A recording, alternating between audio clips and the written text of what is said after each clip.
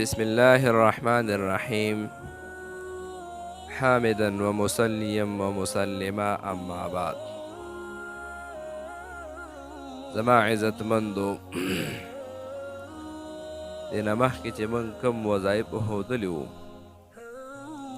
د هغې زنانو دپاره چې هغوی د ماشومانو ته د فیو تکلیف وي، او د هغې نه بعد د بعضې زنانو په سینه باندې درد وي، هغوی ته د دغه درد نه ډېر زیات تکلیف وي او هغوی په پریشانۍ کې اخته وي چې یاره دا درد به څنګه ختم شي، یا مسلسل 24 ګنټې ورته درد وي، یا کله ناکله درد پیزي راځي. نو هغوی هر قسمه طبي او ډاکټري علاجونه کړي وي، خو د هغې سره د هغې هیڅ قسمه ګزاره نه وي شوې. نو هغه زنانه په پریشانۍ کې اخته وي چې یاره ما ته د سینې درد دی او د دې دپاره څه وکړم، دې دپاره څه دم درود استعمال کم یا څه وظیفه وکړم چې زما دا تکلیف او دا درد ختم شي.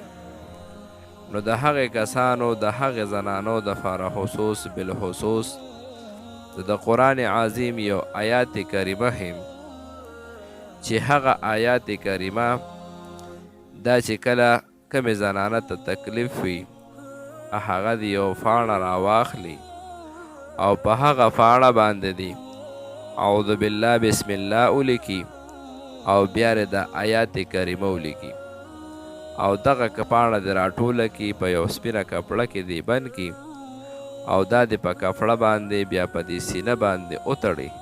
نو انشاءالله چې څه قسمه درد څه قسمه تکلیف وي الله پاک په هغه درد او تکلیف د دې سره ختم کړي. ځکه زما عزتمندو د قرآن عظیم آیات مبارک دی او د دې نه په مخ د ځمکه لوی څه نشته.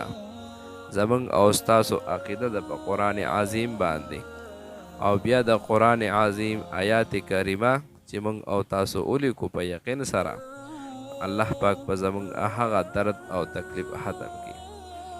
هغه آیات کریمه دا دی اعوذ بالله من الشیطان الرجیم بسم الله الرحمن الرحیم وَإِنَّ لَكُمْ بِالْأَنْعَامِ لَعِبْرَةً نُسْقِيكُم مِّمَّا فِي بُطُونِ من بين فرس ودم لبنا خالصا سائعا للشاربين صدق الله العظيم. دغه آیات کریمه دا به ولیکي او دقسې طریقه کار به وکړي انشاءالله چې دته به انشاءالله په دې سره سکون او آرام ملو شي. په خپله د هم دا عمل که چاته ضرورت وي هغه د وکړي، که بل انسان ته ضرورت وي نو بلکل د ورته دا طریقه وښیي. الله پاک په دې سره هغه ته صحت کامله عاجله ورکړي او دا چا چې ورته ښودلي ده ته به الله پاک ثواب ورکړي. دته به هغه انسان دعاګانې کوي او نورو ملګرو سره شیر کې که د چا ضرورت وي نو بلکل دا قسمه آیات زموږ د اړه هغوی ته اجازت دی همدغه رنګې طریقه کار دی وکړي.